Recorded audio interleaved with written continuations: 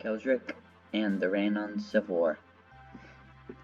Kaldrek was created with the rest of the angels at the beginning of time, but Kaldrek was just an angel, not a Magi. He wanted more power, so he sided with the Raeaon in their second revolt when they marched through Monazin into Grania. However, when the revolt failed, Kaldrek was one of the few Raeaon that managed to escape. He fled into Valeria with lesser races, and when he was there, he had great freedom, not being under the leadership of Xeris, the leader of the Raeaon. Kaldrek went around learning from the elves and dwarves of that land, of magic, of crops, of growing, of food, just general knowledge. But he cared especially for magical knowledge and magical artifacts. When the human age came around with the awakening of humans, he participated in some wars, gaining more experience. And in 674, he even established his own kingdom of Varos. He chose the location of Varos, for it was easily defendable and pretty central for his pretty central for Valeria. He used Varos as his base of operations, and he gave the crown of Varos to one of his, to a loyal noble family to rule in his stead, so he didn't have to be so bound down with governance. This allowed him some time to go steal some magical artifacts, which he wanted to gain more power, and because he's interested in them. First, in 1243, he goes to Dargar and steals the Outlander Scepter. The Outlander Scepter controlled the Kirgurs, or massive stone beasts that the dwarfs had originally made, and the Kirgurs could decimate many navies. Just a single one could. The next object he wanted was Lysura, the giant blade that Alosa in the Elf Age had created.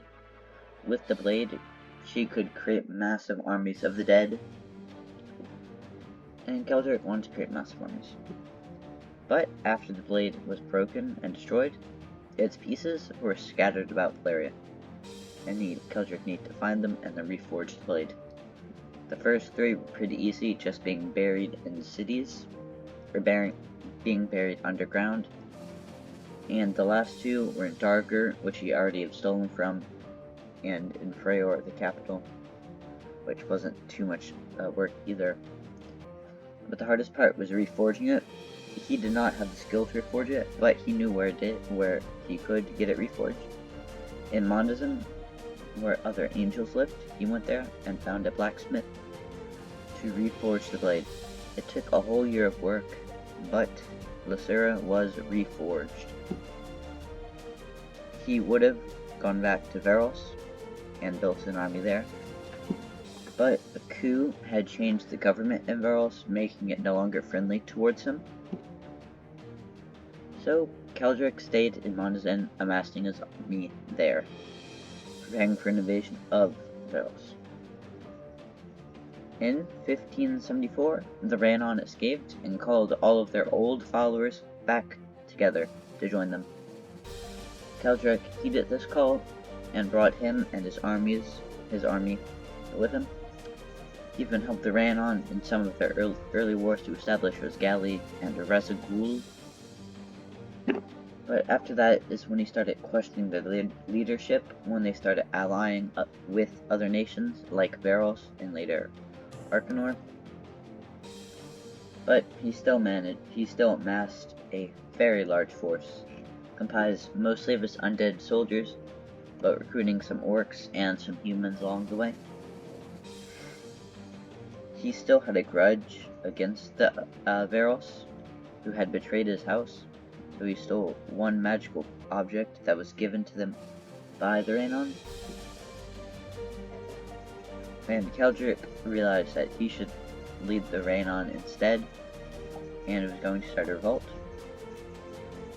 Right before he starts the revolt, he kills one of the 11 main Raeaon takes their blade.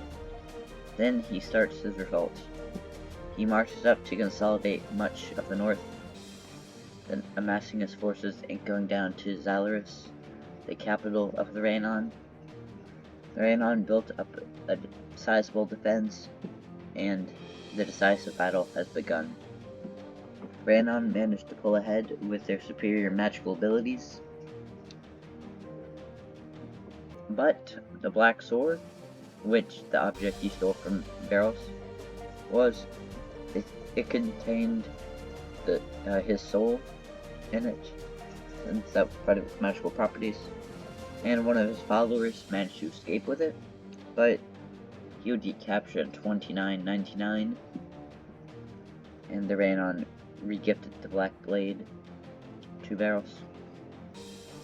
A second attempt to steal the blade was in 3052, when one of his followers again stole the blade, but nothing was ever recorded if they managed to free Kaldrek's soul from its imprisonment. The end.